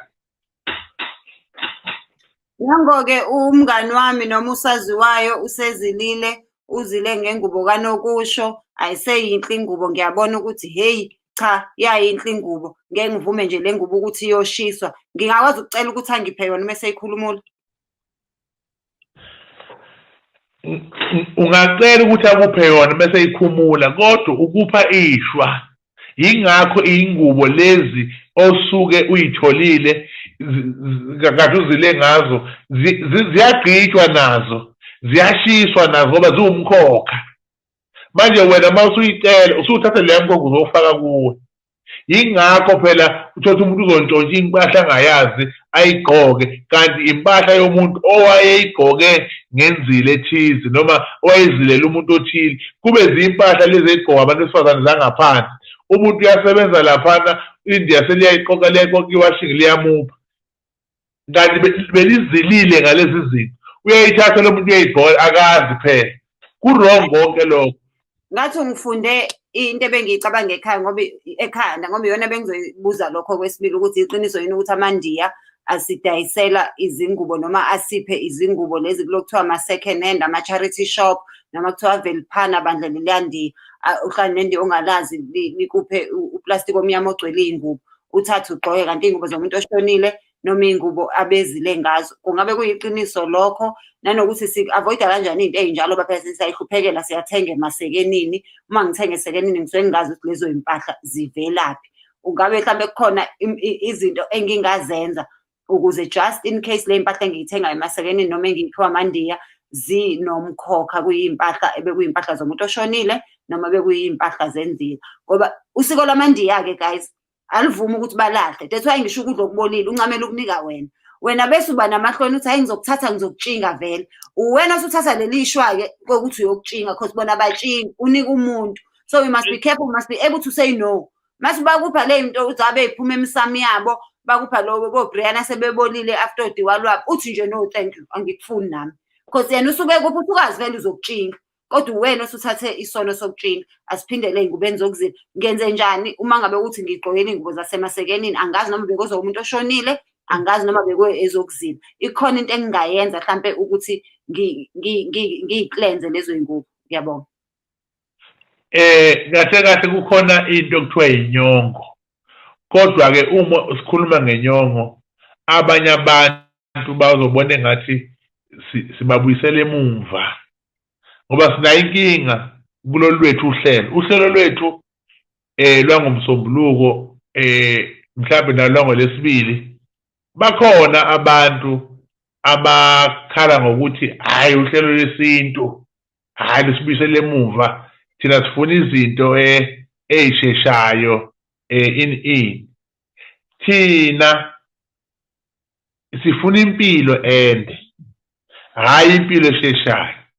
Sifuna ulwazi olunzulu hhayi impilo esheshayo ngoba siyayazi impilo esheshayo ukuthi ihamba igcinephi. So ukukhuluma ngezinto zesintu thina kuyasisiza futhi nabanye kuzobasiza lokho ukuthi balalele izinto esikhuluma ngazo. Inyongo isuke imele ukuhlambulula into ibentsha. Kuqala kwakuthathwa iy'mpahla mayifika kuthiwa iy'mpahla zifike nomama wakabani uyithole emsebenzini wakhothile zithathwe kubulawa inkukhu. Emva kwalokho bese yaputshuzelwa lapha inyongo lapha emanzini zifafazwe ichelwe ziyahlanjululwa, sezikhishwa loya muntu, sezikhishwa loya mlungu, seyikhishwa leliyandiya, zikhishwa leliya Sulumane ngoba akwazi ukuthi lihambe njani. Ezinye mhlawumbe kuthiwa hhayi abaniyidayise imizi ngemizi emakhaya bese ziyahlanjululwa izinto. So-ke yingakho ngithi inyongo yayisiza kanjalo. Manje olalela uzothi awu mangithenga impahla manje ngize ngifake inyongo, cha bo. Funa ifake inyongo uhlambulula leya nto ongayazi ukuthi ibiyenzani, ibihleli kanjani, bengekabani, lowo muphi. Yeah, fanele sizame ukuthi singavumeli ukuhlupheka ukuthi kusenze silande ukuhlupheka. Siphesihle Miyeza uthi sanibonani, cela ukubuza uma washona sase sagqoka nenzila manje sagezwa ngezinkukhu ngabe kwakulungile na ngoba sisebancane asiwazi umhlahlandlela wesintu. Bashonelwe umama bazila bagezwa ngey'nkukhu ngabe kwakulungile lokho ukuthi umshonelwe umama bese ugezwa ngey'nkukhu mengabe sewugezwa emva kokukhumula inzila. Abantwana bagezwa ngembuzi. Uma kuthiwa inzile bayayibeka iyenziwa inkukhu, kodwa ukugeza kwabantwana abanjalo umzali wabo kuye kube imbuzi. Imbuzi yabafana nembizi yamantombazane kuba imbuzi. Umuntu ogeza azageza ngenkomo umuntu osuke ezilile njengomuntu owumama, njengomuntu owubaba.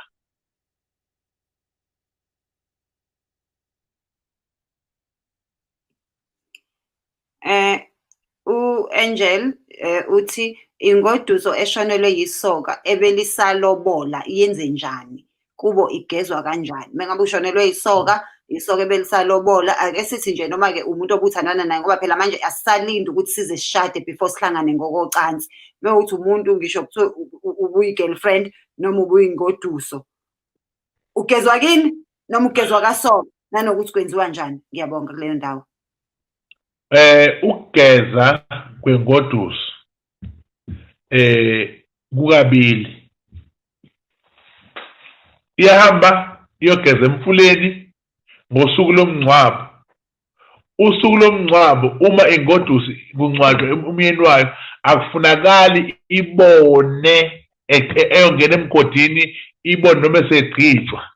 Uma sekufika emathuneni nje esezokwehliswa iyathathwa iphuthiswe emfuleni othile ifike khona igeze. Usezohlala egeza njalo ngo-4 ekuseni kuze kushaye u-7 day.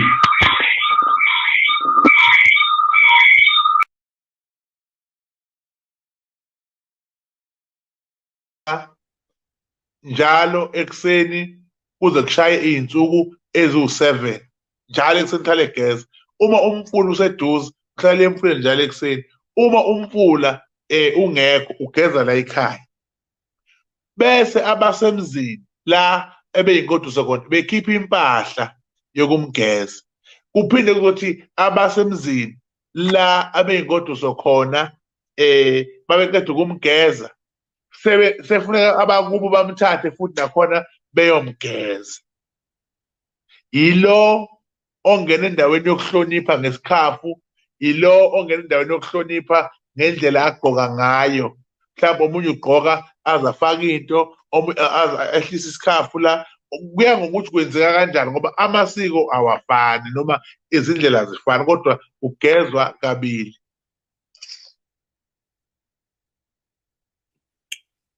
Siyabonga kakhulu. uWandile ubuza ukuthi kubalulekile yini kungabe kuwumgomo ukuthi owesifazane agqoke izingubo ezimnyama? Kungabe umgqomo kwesiZulu. Ngabe kuwumgomo yini ukuthi aze agqoke ezimnyama? Lento abantu sebayishintsha. Kahle kahle zaziba mnyama vele ingubo. Isinyama zaziba mnyama. Kodwa ngokwamasonto uma ebandleni lakhe begqoka unavy usezozila ngonavy okwebandla akhonza kulo. Uma begqoka ake ngilanganise nje uyelo uzombona sezile ngoyelo. Bakhona bazoje nango-white. So sebakwenza ngokwamabandla ngokwendlela emabandleni okugqokwa ngayo bese kuthiwa hayi nawe zila kanje. Sekwaba kanjalo. Amasonto asangenelela kakhulu ey'ntweni zemindeni. Yingakho sekuyimbalabala kodwa singasho sithi-ke umgomo uthi ingubo emnyama kodwa sekwashintsha-ke khona ublue, khona ubani, khona ubani. Hayi siyabonga kakhulu. Ngiyangibona abanye befake ney'shweshwe ya ngiyayibona nje abantu befakile izinto ey'ningi kakhulu.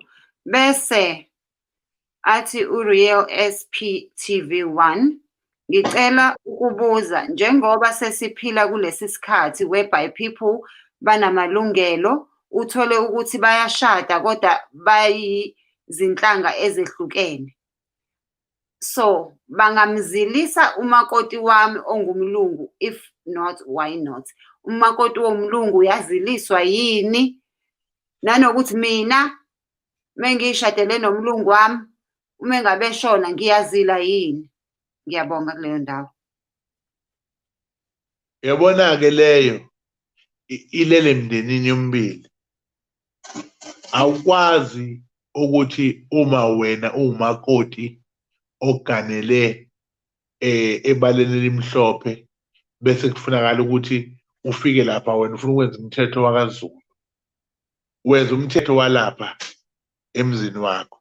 Uma futhi umlungu egane ebaleni elinsundu, lo yamakoti mhlawumbe ukubone kwamanye amavidiyo ukuthi umlungu uzama ukusina isintu ngoba wenza isintu salaganele khona. So kulala emndenini ngoba asibazi abelungu noma bayazila noma abazili, kodwa thina abantu siyazila. Okuchaza umlungu-ke me eshade nawe uwumuntu omnyama kufanele yena wenza isiko lakulowo muntu uzile, azile lo mlungu makumele angene lo mlungu ngoba wenza isiko lakuphi la ashadele khona. Kodwa uma ukuthi wena ushadele ngapha ungowesifazane ushadele ngapha, nawe futhi uzokwenza ngokwendlela yangale, awuzukubashintsha ngoba nakho wena uwumuntu omnyama bese ufuna benze isintu. Nabo ukuthi abenze ukukushintsha ngoba nakho bengabelungu bese befuna ukuthi wenze isilungu wena uyindoda eganwe umlungu. Manje-ke thina esazalelwe emakhaya, mina nje this is a problem I once had growing up. Azalelwe ekhaya, ngakhulela kamama.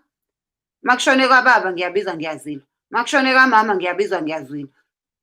Ophela uyanganaso phela isihluthu futhi kwakusayikhathi zodlame. Uthi kukhula lembungculu usugundwenye sekushonwe ngapha. Uma ungabe uzalelwe ekhaya uzile laphi? Bapho bazilelayo. Nalento yokuthi nje sengiyabuya-ke kulo muzi engihlala kuwona kamama sengibuya nenzile. Mina ngedwa engizilile la ekhaya bazilile bona bashonelwe. Kushonelwe mina kababa wami. Senze njani thina esizalelwe emakhaya uma ngabe kushoniwe? Uma uzalelwe ekhaya wena awuyi kini ukuyokwenza amasiko akini ngoba kini awuhlawuliwe, kini awenzelwe lutho, awusiyena walapha, ungowalapha ngegazi, ngokwamasiko ungowala. Kodwa ngekuphambanisa isiZulu babele bethi ingane ekushoniwe ayizophosa itshe, ingane ekushoniwe ayizozila. Iyafika ingane iyazila, iyafika ingane isibuya nenzila isiza la. Isizokwenza njani manje? Isizofaka amathunzi lezi ngane. Uma uzalelwe ekhaya nje awuzili kini. Futhi uma uyile kini wayozila kuye kuthiwa linda kuze kugezwe. Hlala kuze kugezwe. Uhlale-ke lo 2 weeks lowo bese-ke ubuye sekugeziwe. Sasinjalo isintu. Hayi manje ngoba sesiyasona isintu sesisenza ngendlela yethu. Asisafuna ukusilandela njengoba sinjalo. Hayi cha ngiyezwa kakhulu. So kufanele sinakekele lezo zinto singenzi ngokuphapha nokupaqa because sigqilazeka sigqilaza ney'ngane. Kuqala kwakungayiwa ngisho esikoleni angithi uma ngabe kushoniwe kuphucwa kwenziwa yonke lento. Nangu u-SM ebuza ukuthi pho inyongo siyitholaphi e-UK? Bayitholephi-ke mnguni abantu abaphesheya inyongo? Ewe babuza kumuntu ngicela ukukuphendulela lo mbuzo. As long as ikhantri ohlala kuyona wakwayifica inkukhu efrijini, kushuthi ikhona inyongo. Yonke inkukhu, yonke inkomo, yonke imbuzi. Futhi-ke la kungcono ngoba emabhusha sithenga ngisho imbuzi. Ikhona uya ey'laheni lapha ey'bulawa khona iy'lwane ubacele bakunike inyongo, noma uye kumuntu onefamu uyakwazi ukuthi uma uthenga isilwane kumuntu onefamu. I don't think it's worth it ukuthi uyithengele ukuthi uyothenga i-charity shop. Ayinasidingo. Kodwa ngisho ukuthi ikhona uma ngabe unezinto eziyidingayo ngempela uyakwazi ukuthi uyithole. Abantu nje abanamafamu banazilwane bayayidayisa ilwane ucela ukuthi ngicela ukusihlinzela lana ngicela mese nisihlinze sami ningibekele inyongo yami bakunike inyongo yakho.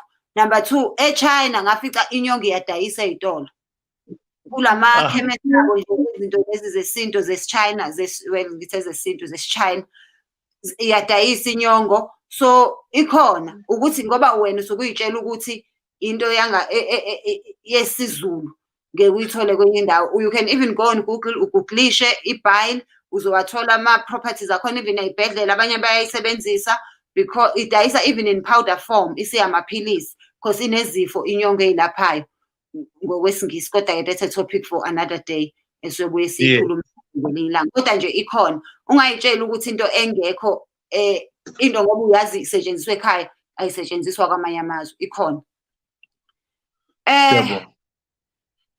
Ngaye ngabona la dokotela ngihamba ku-Ajmer India lidayisa lisibiza woza makoti mengithi nawa amaphenti abhalwe olala ngokuthula. Kungabe inzila uyayithenga noma ukhona la ofanele uyoyithungisa khona mawuthi uyithathaphi nakho sengishonelwe ngihamba ngiye-Ajmer ngiyothenga iphenti elibhalwe ulala ngokuthula. Ngiyahamba ngiyothenga ingubo noma kukhona indlela ethile kwenziwa ngayo. Ngiyabonga. Cha, umbuzo omuhle lowo. Ayathunga inzila. Inzila ithunga ebusuku bese futhi ize ebusuku ilethele lo muntu osuke ifaka ngoba iyathungwa. Kodwa akhona indawo ezidayisayo nje thothi ihlala ithengwa isithungiwe okurong. Indlela ngoba akusuke kungazi ukuthi uzofelwa nini. So kuthi mase kushoniwe bese uyaphuthunyisela anele ngangcwatshwa bese iyalandwa indlela ntambama ligqokiswa. So ke ngingasho ngithi esikhathini samanje sebeyayithunga ihlala zikhona kodwa kwakungenziwa kudala ngoba inhloso yethu yokukhuluma nabantu ukubakhumbuza isidala, ukubakhumbuza izinto ezazenziwa kudala njengoba sigubha inyanga enkulu kangaka yamagugu esintu. And mina ngokwazi wami ngokufundisa kwami ekhaya ukuthi izinto ey'njalo azithungwa umuntu ongamazi ngoba fanele ithungwe umuntu oclean ngoba esitolo akwazi ukuthi usiso bethunga noma ubhuti obethunga ubekade ehlangene nobani enzani.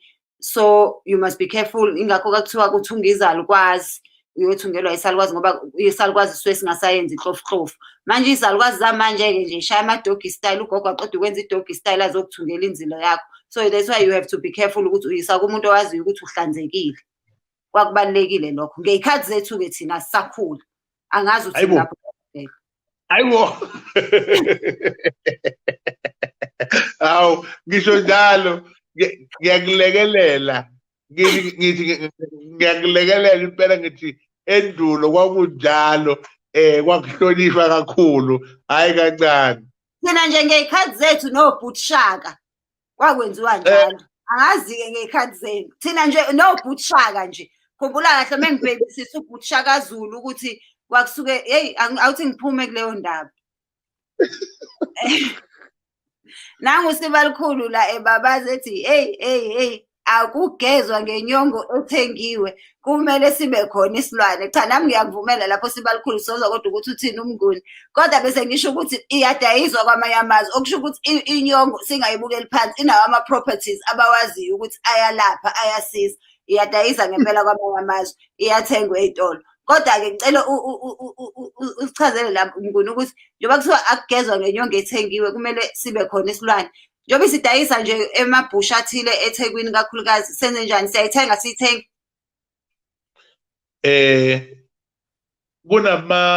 Kunabantu abasuka kwamanye amazwe asebefike nawo umthetho njengoba ubeka nje uke wayithinta iy'ndawo ey'thile okudayiswa inyama yey'mbuzi emabhusha.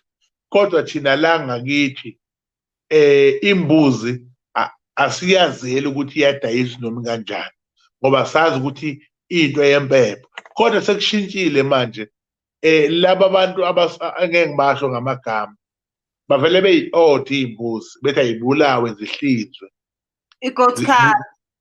kuhanjiswe inyama yazo bese-ke kuthi lapha emadeleni-ke lapha nje eduze kwethu koMashu, ko-Bridge City, ko-Dube Village zikhona iy'ndawo okufike ku-odwe kuzo iy'mbuzi bese kuthathwa iy'nyongo ziyasala nemiswane iyasala. So-ke inyongo uyayithola, umswane uyawuthola. Obani abasebenzisa leziya zinto? Abantu abayolahla izimo ey'thile, abantu abayogeza into ey'thile bayakwazi ukuyothenga lapha bese emixa nenkukhu ahlanganise agezwe ngokokulashwa.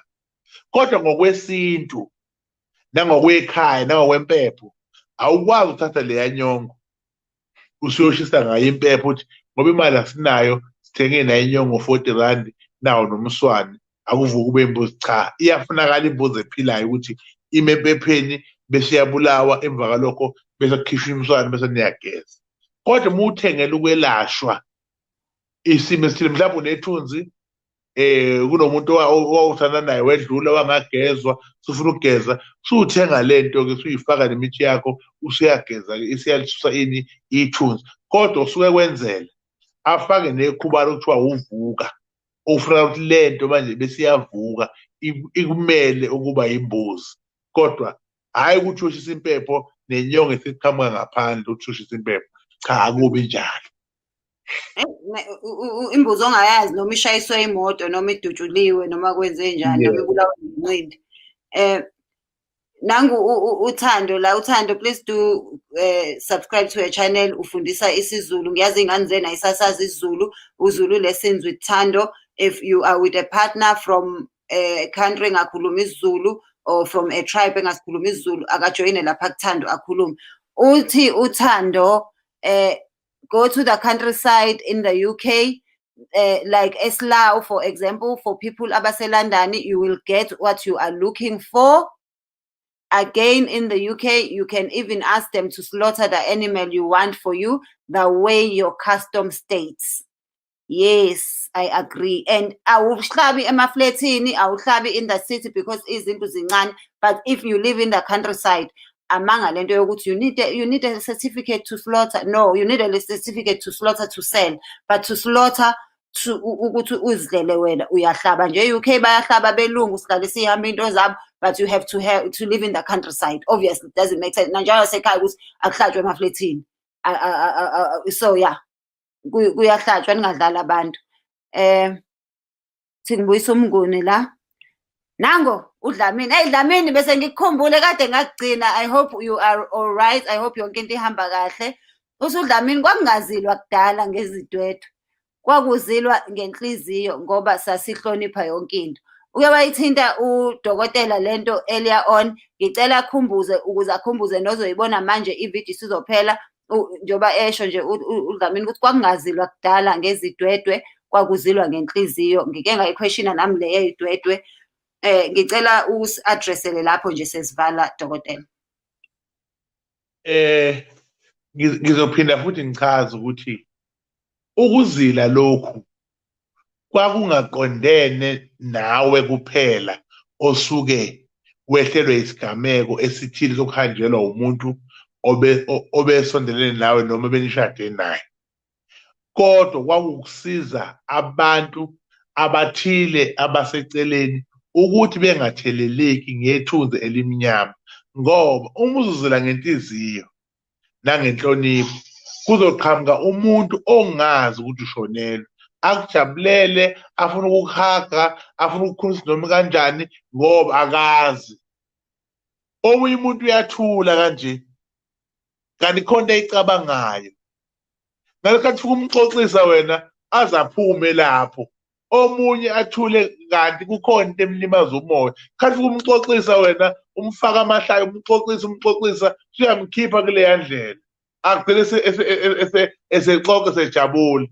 Manje wena uzombona umuntu enosimo leso kanti uhloniphile, uzilile, wena vele umxoxise sakumdlalisa kanti awazi ukuthi usumkhipha endleleni nawe ukuthi usuthatha indlela engalungile. ingakho kwakufanele uzile ngenhliziyo bese bakhona nengubo phela ekhombisa ukuthi ukusiphi isimo. Bakhona nabathanda ukushela, bona uhlezi lapha uzothile useyamshela akazi ukuthi ushonele, kodwa uma egqokile ila kubonakala khona ukuthi ikhona inkinga la. Nangu phela lapho ugqokile useyahlonishwa, nokuhlala uhlaliswa ngendlela, zonke izinto zenza ngendlela ngoba uhloniphile, nani futhi niyamhlonipha. Ngisho ebhenki animisi ngoba ngomthetho kufanele nje makuthiwa abantu bamile yena zothi angami ngoba uzodlula. Sekuthiwa ayiphuthuma ngena thatha lokho kuthatha uhambe ngokwesimo asuke ebhekene naso. Siyabonga kakhulu. Hey, ungathi abantu ababashela abantu abazilile. Mina umalume wami wakwafika nengane yesikole encane le, wathetha ugogo wathi hey, indaba yokuthi ungilethele iy'ngane zesikole nje ngizokubizela amaphoyisa. Ngakusasa wafika nomuntu ozilile, nomuntu wesifazane ozilile. So nje ikhaya sasesimbiza ngo-uniform ukuthi hhayi kusho ukuthi uchazwa abantu besifazane abagqoke i-uniform, ngoba wathi uma exoshwe nengane yesikole wabuya nomunye ogqoke i-uniform esegqoke yokuzila. So bayaqoba abantu nenzilo, ningacabanga ukuthi abakwenzi. Ngiyayithanda iphoyinti likaThando uthi yebo dadewethu iqiniso lelo, nalaba kwelase-Middle East bahlaba njalo e-UK. Kuphekwa lelo point, ngicela nje ukukhumbuza abantu ukuthi you are valid, you are worth it. Nawe usiko lwakho lubalulekile, uzigqaje ngalo. Thina eSouth Africa size sifikelwe iy'nyama uthi ungene e-KFC kuthiwe kudayiswa ihalali, kodwa thina ezethu zesintu ngoba sizibukela phansi sizitshela ukuthi indlela thina esenza ngayo inobuqaba, sigcine sesilandela amasiko akwezinye iy'ndawo. All over the world abantu bayafika bawenza amasiko abo. AmaNdiya ayalwenza, ama-China, even abantu bakwamanye ama-African countries abafika ezweni lethu sihlonipha usiko lwabo ukudlula olwethu. So we must make sure ukuthi asiphume endleleni. We know ukuthi we are valid, siphume nje kule ngqondo esafakwa yona nge-apartheid. Kuningi ekusakufanele sithi unlearn in order to learn ukuthi we are worthy, we are valid. Akulona ihlazo ukwenza izinto zakho zesintu, akulona nje ihlazo at all. Ngiyabonga, ngicela amazwi okusivalelisa dokotela. Sesivala nje nenyanga ngoba phela ngesababona until mesibabona next Monday kuzobe seku-October, sesivala inyanga yamasiko. Sithini?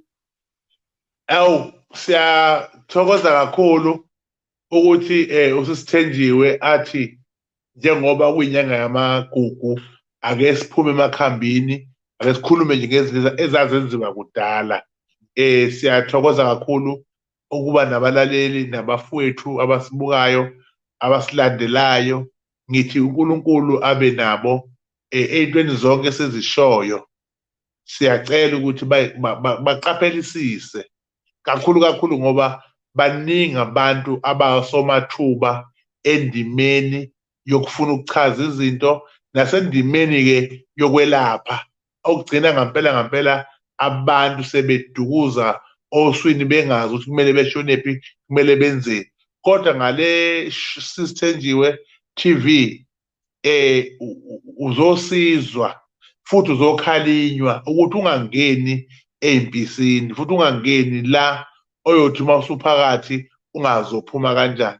Qaphela, uqaphelele iy'ngane zakho, uyiqaphelele nawe, uphinde futhi uqaphele nekusasa lakho, ngoba la sikhuluma ngezinto ezakha umuntu, sikhuluma nangezinto futhi ezakha ikusasa neliqhakazile. Esifisa kakhulu ukukhuthaza abantu kwinyanga yethu ukuthi abantu abanamathele ekukholweni, abantu abanamathele emfundweni, abantu abanamathele ekuyisebenzeleni nasekuyikhandleni ukuze bakwazi ukuphila impilo abazoyithanda.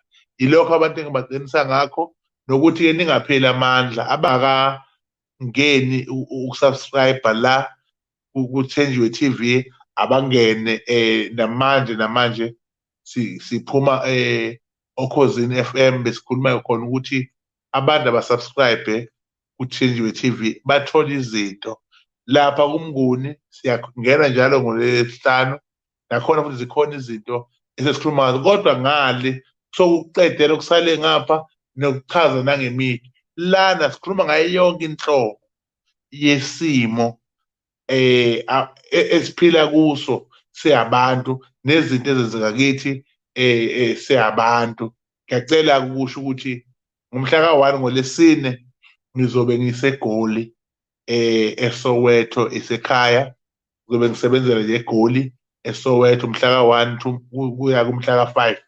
So abantu abangaseGoli, abantu abangakoSoweto abafisayo ukuthi sidibaneni, ngiyafisa ukuthi bakwazi ukusondela bazokwazi ukuthola uncedo, ngoba ngumuntu-ke osebenza ngakho ukuthi uma kushaya isikhathi esithile ngiye kwenye indawo, kodwa ngenxa yokuthi ngisebenzela emzini yakithi, hhayi, uma ngingekho la ngisuke ngiseGoli, uma ngingekho eGoli ngila.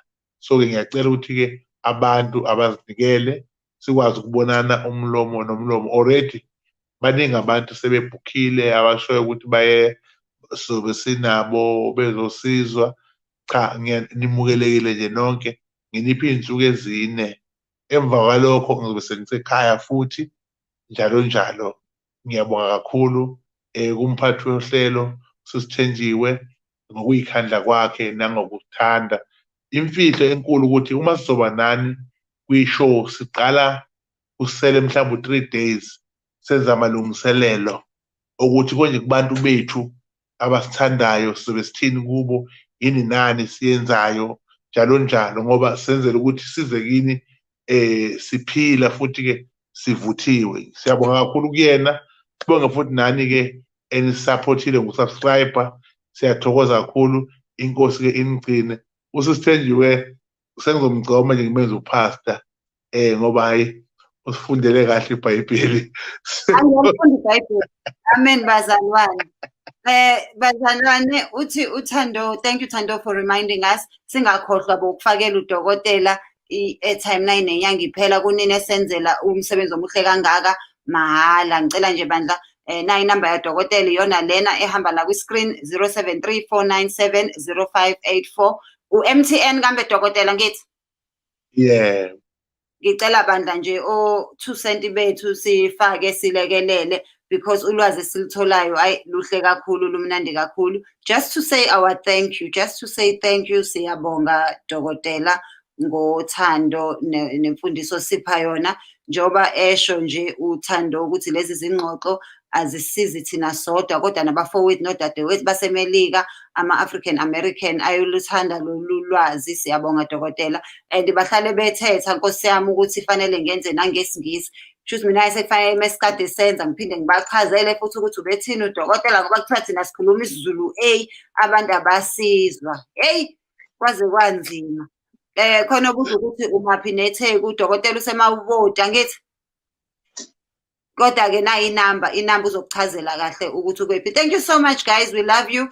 Sinifisela ukuthi niyiphethe kahle inyanga yamagugu. Kusasa ibirthday yami, ngicela ama-present, sizohlangana live kusasa si-enjoy, si-celebrate i-birthday yami.